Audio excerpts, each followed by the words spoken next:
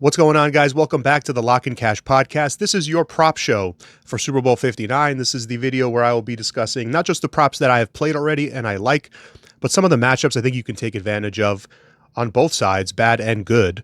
And also I'll talk about a couple of different type of exotic props that I saw that I think could have some value. So we'll take a look at that stuff here. Now, if this is your first time finding the channel, my name is Jeff with Lock and Cash Sports, and make sure you hit that subscribe down below and turn on the bell if you want to get some of the videos that are coming up. So this weekend, I will have a video posted with my official pick on the side, which has already been released to subscribers, and I'll have a kind of like a breakdown video doing that. I also plan on uploading a couple of shorts.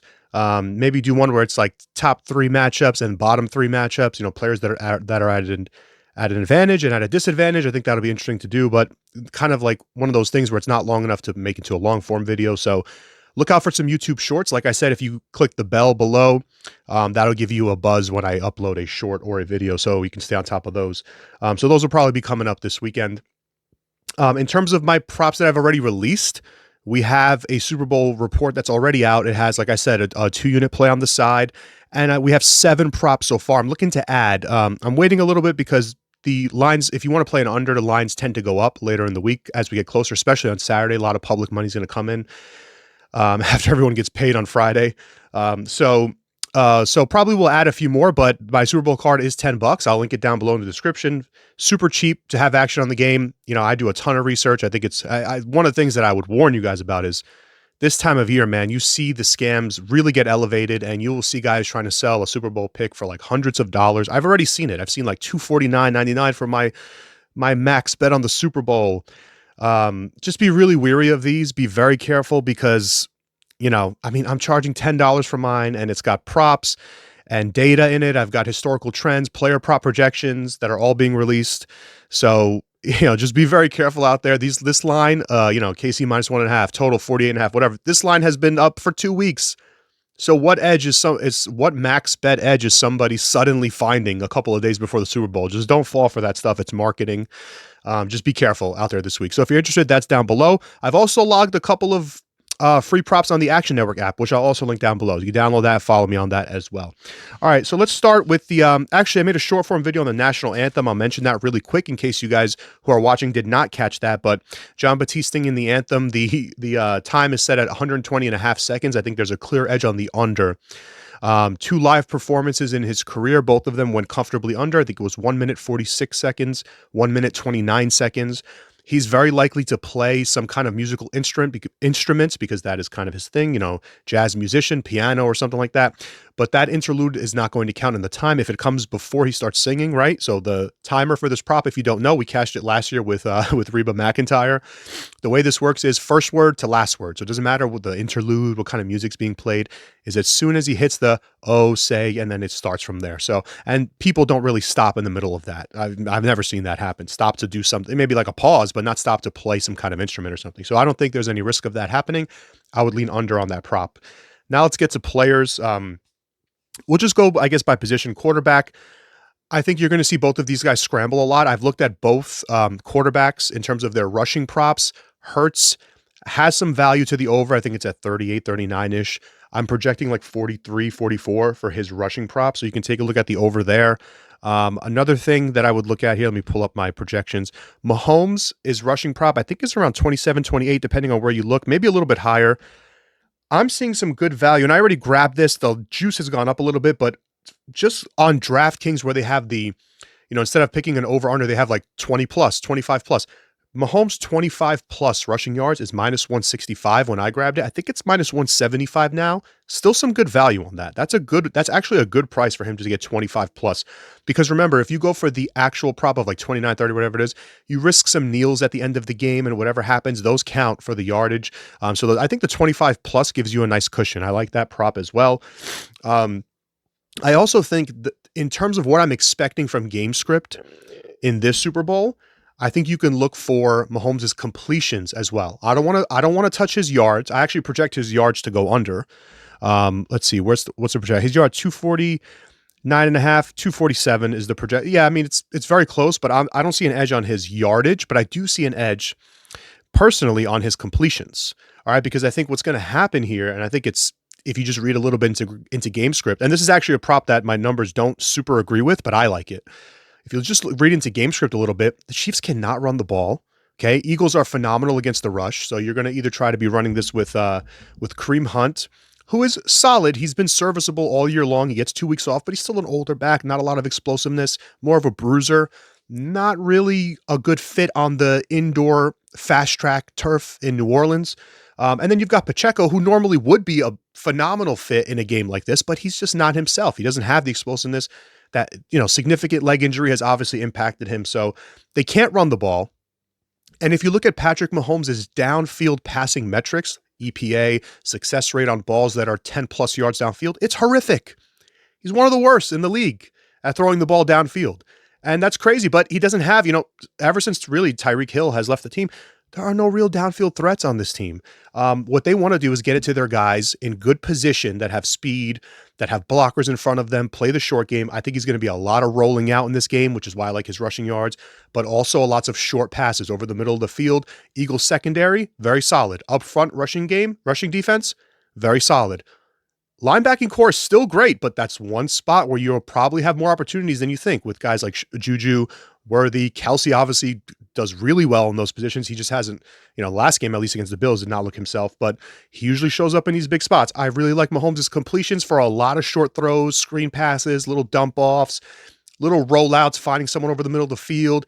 They're not going to be taking shots downfield, and I don't think they're going to be able to run the ball effectively. So I would look at Mahomes' completions over. I would also look at Hurts just to score a touchdown. This is one of my favorite, -105. I mean, it really doesn't get much easier than this. They played in the Super Bowl. He's ran for 2 touchdowns in the Super Bowl. 4 touchdowns overall in his last 2 games versus Kansas City, himself rushing. I mean, they're just going to get the ball in there inside the 5. They never hand it to Saquon in those spots. It's always a tush push. And I just think it's pretty self-explanatory. I even like Hurts 2 touchdowns if you want to sprinkle it at plus, I think it's plus 650, plus 600. Honestly, solid value on that. But I really, really like him to just score -105. I think it's been bought up a little bit. I got it earlier at -105, but that's probably my favorite touchdown scorer out of ever. I wouldn't, the Saquon one is obviously heavily juiced. He probably scores, but I think the Hurts one is so much better because it's the safer play, right? If you think about it, if you do have the ball inside the 5, sure, you can hand it to Saquon. But what's the safer play? What if Saquon fumbles? The safer play is just give it to your big, humongous, strong quarterback and him just tuck it and barrel it home. I mean, it's safer. The tush push is the safest possible way they can score when they get down there. So I love Hurts to just score a touchdown. Now, in terms of the running backs, I talked about Pacheco and Hunt.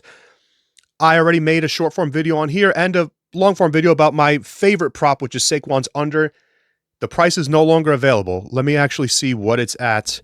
I got under 115.5 early last week for Saquon's rushing yards. The Chiefs, you probably hear this a lot around, but the Chiefs have not allowed any running back this season to rush for 100 yards. So I like this play. It's at 112.5 right now.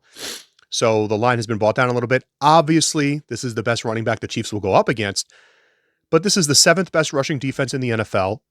They haven't looked phenomenal as of late, but here's the key thing. They've allowed some running backs to get, 70, 80 yards, but they've been getting hurt by the mobile quarterbacks. Josh Allen and CJ Stroud in both playoff games hurt them on the ground. This is what they've been giving up, and it's inflating their defensive rushing metric. Their rushing defense metrics are slightly inflated because they are susceptible to mobile quarterbacks, which is why I like the Hurts' props in this game. But it doesn't mean that Saquon's going to run all over them. I can promise you Spags is going to come up with a solid game plan. One of the things that we love to look at as handicappers is beat writers within each camp. It's harder to do during the season because there's so many teams, but now we just have 2 teams left. And all of the stuff coming out of Chiefs side is how they're going to be focused on Saquon. They are going to come up with something specifically for Saquon. And Spags always does this in the big games. He always comes up with a way to stop your biggest guy. Now, the Eagles have many guys that can hurt them, so it's a tougher task. But you got to stop Saquon. If you can limit him on the ground, everything else will fall into place. So I think that's exactly what what Spags and the defense is going to try to do. I think there's going to be a heavy focus to force Jalen Hurts into long, obvious passing downs and say, go ahead. You can throw, beat us with your arm. So I really like Saquon's under rushing. I already talked about that. I also would look at his longest rush, by the way, under 25.5 for the longest rush. Casey's only allowed 6 rushes of 25 yards or more for the entire season. So again, just speaks to their strong defensive front, strong rushing defense. 2 weeks off. I know it's the fast track. He's got a lot of explosiveness, but and it's funny because this was one of the props that was bet heavily last week. And on the first offensive play of the game, he runs for 60 yards and a touchdown. But I still like it in this spot. I think it's just a little bit too high. Pacheco is another guy that I would look at as unders. All right. I mean, it's unfortunate with the injury and everything, but you got to look at his unders. I initially looked at this game and thought, being indoors on the turf would help him out because he's one of these rushers that needs explosiveness. But, 5.5 rushing attempts to me, lined right. I wouldn't touch that. 21.5 rushing yards. I could see leaning under, but here's what I really like. I like his under longest rush. Under 8.5 yards for his longest rush is the way I would go with this if I was looking at a way to play Isaiah Pacheco. I also think you've got some value on his receptions. I was surprised to see this price over 1.5 at plus 185. I've had this price closer to like 160. So I see some value on that as well. Maybe him catching a few dump offs to try to get him going in space. And that could help, on the turf. So maybe we'll take a look at Isaiah's Pacheco's receptions over 1.5. Under his longest rush, though, solid edge on that. For Kareem Hunt, I think you just based on volume, he's clearly the number one back now. I think you got to take a look at his overs, but I gotta be honest, I don't love either one. I'm just going position by position here, but I don't see a super, like any big edges on Kareem Hunt's, 11.5 carries. I'm actually projecting a little less than that. So I'm not sure that I would even look at that. His rushing yards are sitting at around 47. That's just a little too high, man. Just a little too high. It's got him projected like 41, 42 rushing yards. So and these props vary from book to book. And this is why you got to be careful. Like when I released my, my player prop projections with the Super Bowl card that I sent out, the lines have moved since. So it's kind of tough to keep up with how quickly they can move. And you have to be able to maintain a decent number in order to keep the edge, right? If you see an edge, like right now, his rushing prop is at 43.5. So my projection of it being kind of high turns out to be correct. It's been bought down quite a bit. So you just got to be careful with these numbers when you're looking at these games. Now, in terms of the receiving core on both sides, obviously everyone's going to want to bet Kelsey's props. He's the most popular Chief. Kind of hard for me to get a read on why he's been struggling. I mean, he had a big game against the Texans. The Bills basically said, we're going to take him out of the game.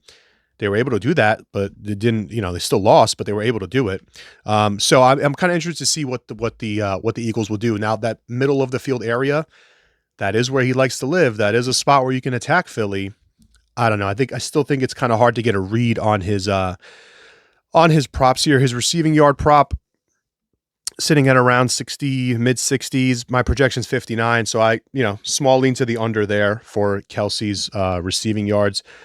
I actually like the matchup here for Juju Smith-Schuster, who I think, similar to what you saw last week, will be open over the middle of the field, couple of slants, crossing routes. I like him in this spot as somebody who can line up in the slot. They're going to be focused on, like I said, Kelsey. Xavier Worthy has shown now that he can be a legit option, a legit number one wide receiver. DeAndre Hopkins has really just been mostly a smokescreen in this Chiefs offense. It just, he's still a good receiver, but he's past his prime and it just hasn't really been able to gel. But he's served his purpose as kind of like almost like a decoy on most plays, right? You have to respect him just because he's out there. And that alone gives him a lot of value for the offense as a whole, but not value in the props market. So I would stay away personally from Hopkins, projecting him to have 15, a couple, maybe 2 catches, 15 receiving yards. He's not going to be a huge cog in this offense. And that's by design. And I think it's smart. I think it's smart the way the Chiefs use him. But I really like Juju Smith-Schuster over 16.5 receiving yards. I think I saw a 15.5. Let me just double check out there. But that is something that I have played. I've played Juju over 16.5 receiving yards because I do think it's just a natural fit. Well, yeah, 16.5 is still the price currently around the market. You can get a 115.5 at MGM at minus 120.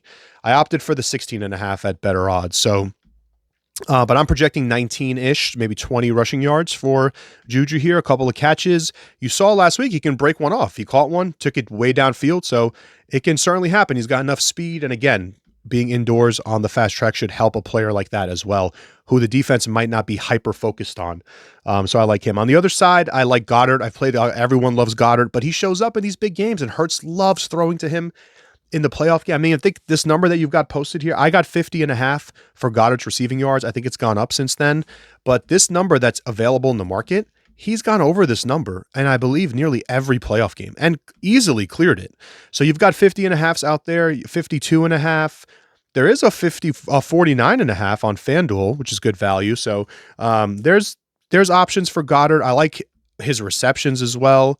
I like his receiving yards. I think he's a clear option in this offense for Hurts to throw the ball a ton to. And if I'm right about what the Chiefs are going to try to do against Saquon Barkley, then Hurts, just like last week when we cashed Goddard's prop, or a couple weeks ago, he's going to need those options, those quick passing options. If the pressure gets home, he's going to need to dump it off to guys over the middle of the field, over to the side, and Goddard is a perfect fit for that. But even though it's just him, I also think, the other options are great here. Think about the Super Bowl they played last against the Chiefs. I know it was a shootout, so all the numbers are a little bit inflated, but A.J. Brown had opportunities downfield.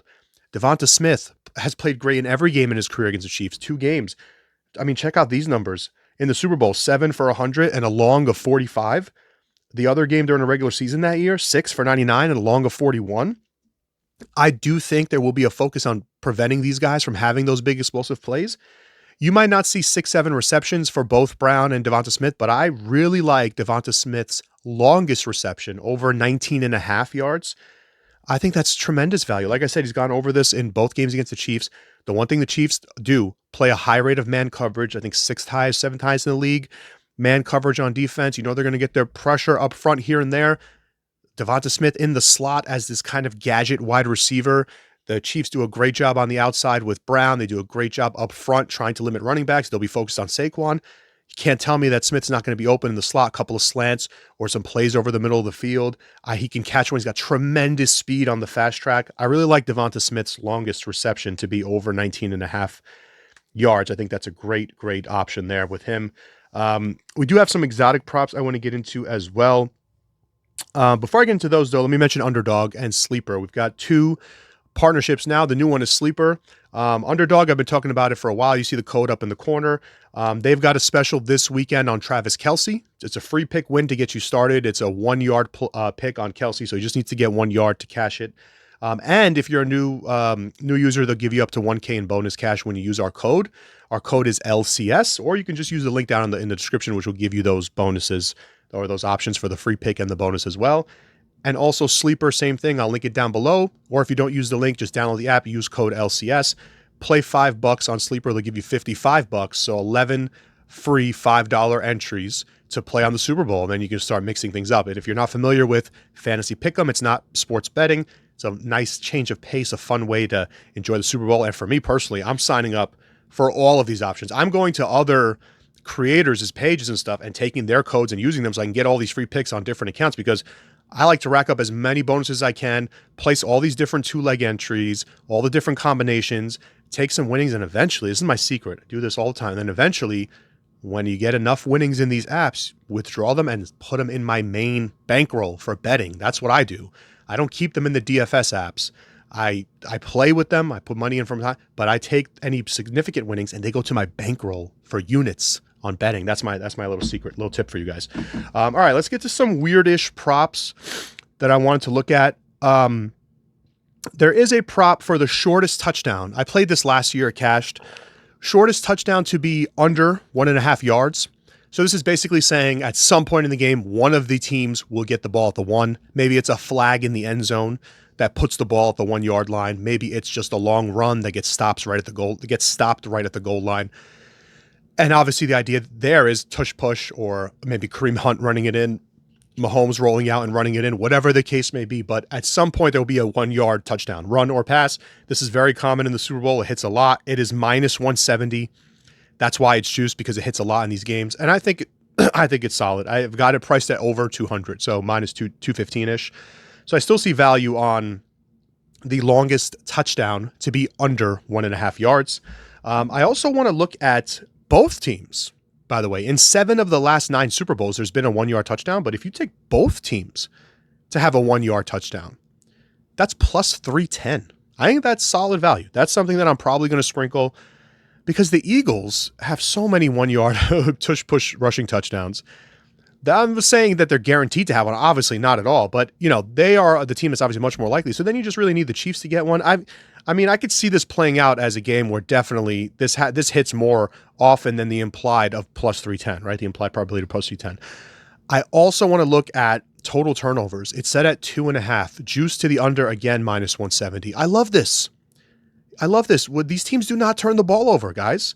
The Eagles have been perfect in the playoffs. In fact, I saw the Eagles are on a turnover deficit run of 20-2. Like, I forget how many games it's been over, but over the last 22 turnovers in Eagles games, 20 of them have been their opponents. They just don't turn the ball over. And we know KC doesn't. Listen, Mahomes last week, 2 weeks ago against Buffalo, I thought played a nearly perfect game. The one mistake was that turnover.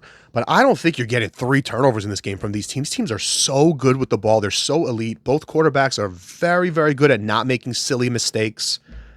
And both teams, and obviously the Eagles want to go rush heavy. That's obviously less likely to turn the ball over because really the way that you're going to get a turnover here in this game is going to be interceptions. So I really like total turnovers under 2.5 and minus 170. I think that's solid value. Now, in terms of touchdown scorers, I would take a look at Travis Kelce.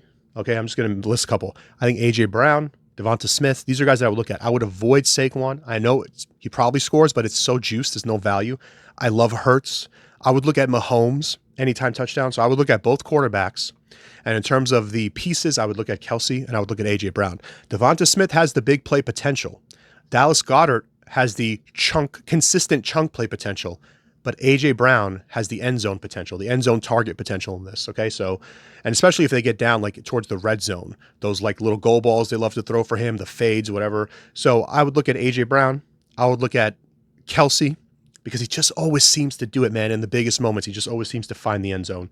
And then I would look at Hurts and Mahomes. Avoid the running backs because it's just so, they're the most obvious choice for touchdown scorers that I just have to stay away from them. So I would avoid the backs. I would go quarterbacks and I would look at some receivers or tight ends.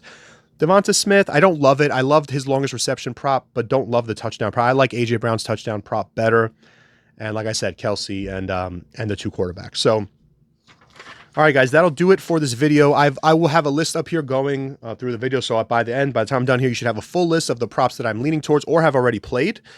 There are other props that I've released on my Super Bowl card. Like I said, that's linked down below. Action Network app linked down below, and the fantasy apps if you guys want to sign up using our code LCS to get yourself some bonus rewards, free picks, all that good stuff for the weekend. It should be a really fun weekend.